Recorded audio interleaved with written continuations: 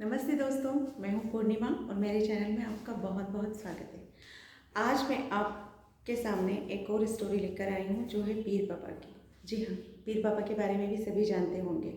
पीर बाबा ने हमारे घर पे हमारे माता पिता के लिए क्या चमत्कार किया, ये मैं आज आपको बताना चाहती हूँ।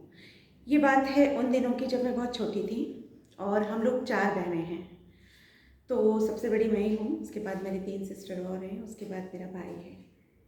जी हाँ, तो हम जब एक के बाद एक बेटी पैदा हुई और पुराने लोग हमेशा से कहते थे कि बेटियाँ ज़्यादा, एक बेटा होना चाहिए। अब एटलीस्ट हमारे घर पे 4 बेटियाँ हो गई थी, तो मम्मी बहुत टेंशन में रहती थी कि एक बेटा हो जाए बस। और मेरी दादी माँ ज़िंदा थी जब, तो वो कहती थी कि एक बेटा तो चाहिए सही। तो उन्होंने क्या करा कि मेरी बुआ नर्स हैं, वो एक गांव में थी कालधा करके, वहाँ से थोड़ी दूर पर ये एक सनावत गांव आता है।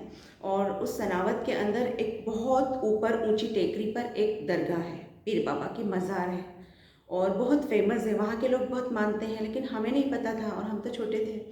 तो हमारी दादी ने वहाँ पर जाके मन्नत ली और कहा कि यदि मेरे बेटे के घर बेटा पैदा होगा तो हम वहाँ पर आकर उसे शक्कर में तुलवाएंगे। जी हाँ, उसके बाद में वो लोग मन्नत लेकर आ गई। फिर मेरा भाई पैदा हो गया 1 साल के बाद ही। मेरा भाई पैदा हुआ। उसके बाद मेरी दादी बहुत खुश हुई, मेरी बुआ बहुत खुश हुई। लेकिन जब तक मेरी दादी, मतलब मेरा भाई 1 साल का भी नहीं हुआ था, 7 या 8 महीने का था और मेरी दादी गुजर गई। जी हाँ, उनकी डेथ हो गई।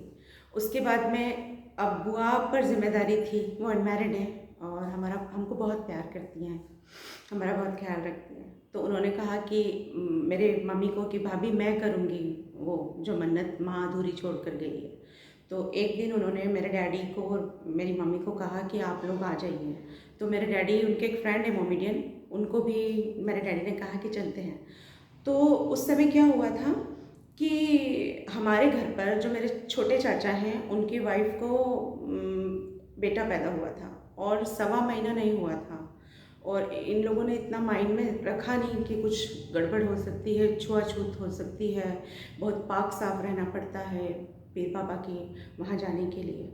तो इतना कुछ सोचा नहीं और सोचने के बस चल दिए। मतलब वो छूत का घर था, तो वहाँ पर बाबा की फूलों की चादर, उनका प्रसाद सब ला के रखा। और अगले ही दिन जब मम्मी और डैडी और उनके दोस्त गए तो बस चले गए वो लोग वहाँ पर।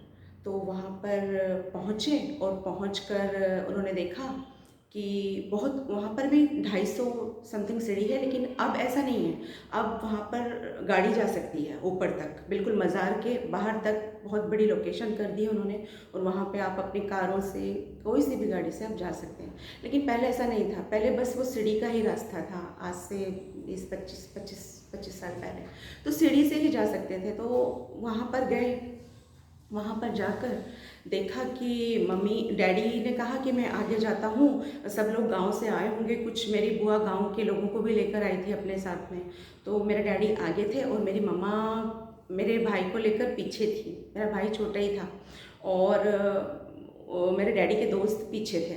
अब जब मेरे डैडी आगे चले गए और मेरी मम्मी पीछे जा रही थी, तो मेरी मम्मी ने देखा कि एक सीढ़ी पर थी मेरी मम्मी, तो एक वाइट ड्रेस में, एकदम एक बहुत बूढ़ी लेडी, वाइट कलर के पूरा ड्रेस पहनी, उनके बाल भी पूरे सफ़ेद हैं और एकदम सफ़ेद, वो सीढ़ी से नीचे उतर रही है। तो उन्होंने, मम्मी ने उनसे पूछा कि अम्मा, क्या आपको ऊपर कितने लोग हैं?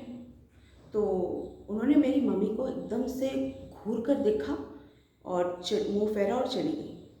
और मेरी मम्मी जितनी देर में पलटती तो पीछे से मेरे डैडी के दोस्त आ गए। उन्होंने कहा भाभी क्या हो गया, आप आगे नहीं चल रहे? तो बोले भैया आपने अभी एक ओल्ड सी लेडी को देखा आपने, बहुत बूढ़ी सी थी, सफ़ेद कपड़ों में थी, बहुत तेज था चेहरे पे और वो बहुत घूर कर गई है मुझे। तो बोले नहीं भाभी, मैं तो इतने नीचे से आ रहा हूँ, मुझे तो कोई भी नहीं मिला। कौन था वो? जी, मैं बताती हूँ। वो पीर बाबा थे और हमने जो भी प्रसाद मेरी मम्मी ने जो प्रसाद और जो चादर फूलों की लाए थे उसे घर पर रखा था, वो अछूती हो गई थी क्योंकि 1.25 महीना नहीं हुआ था। और बाबा के मामले में बहुत पाक साफ रहना बहुत ज़रूरी है। उसकी वजह से बाबा वहाँ से बुढ़िया का रूप लेकर निकल चुके थे, बाबा वहाँ पर अवेलेबल नहीं थे। स्टोरी बहुत लंबी हो जाएगी, हम कंटिन्यू करेंगे इसे पार्ट 2 के अंदर। यदि मेरा चैनल आपको अच्छा लगता है तो प्लीज़ लाइक, शेयर और सब्सक्राइब कीजिए मेरे चैनल को। Thank you, bye bye, love you all.